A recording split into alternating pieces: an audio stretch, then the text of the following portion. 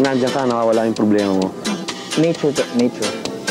Being there, nauulanan, nahamugan, gusto ko yan. Free ka talaga sa bundok.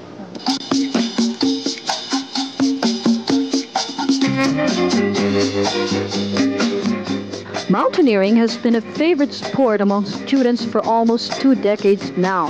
The UP Mountaineers, one of the pioneers in mountaineering, has produced members who now train mountaineers from other clubs based in schools and even in the offices. Today, there are close to 500 mountaineers who regularly climb the country's over 200 peaks. Although it seems like an all-fun sport, mountaineers swear it takes a lot of hard work and training. Tani Wenceslao of Davao is one of the, well, not so young mountaineers today. I'm 43. You don't consider yourself too old? Ano? Sa Davao, may nagka-climb pa ng up to 70 years old, no? Kasi ang ano mo, kalaban mo lang dyan, puso eh. Pag mahina ang puso mo, wala ka.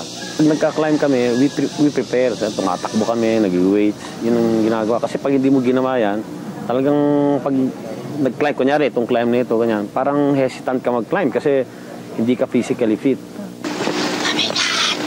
But what makes the climb even more difficult is the load one carries.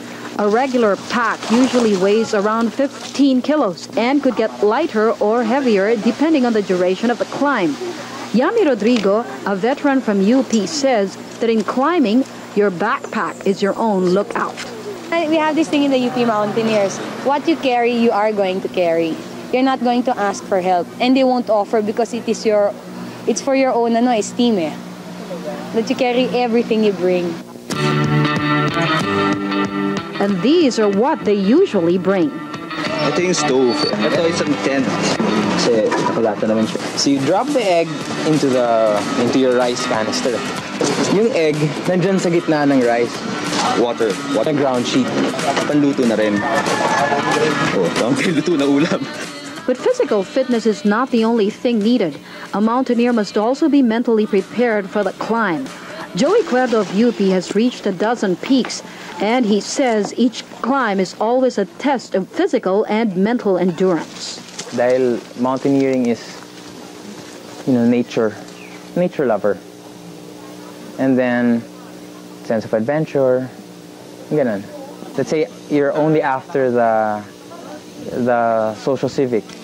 Say you're only after the, pagdating ng sobrang lamig, sobrang init, sobrang uhaw, bibigay ka na, hindi mo rin maaabot yung goal mo of, reaching the barangay, ganun.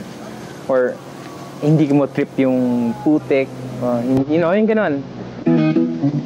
But no matter how difficult the climb may be, mountaineers say nothing compares to the feeling one gets when he reaches the peak.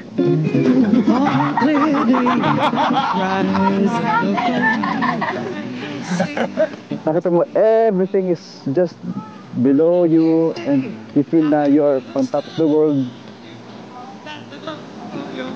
May sense of awe.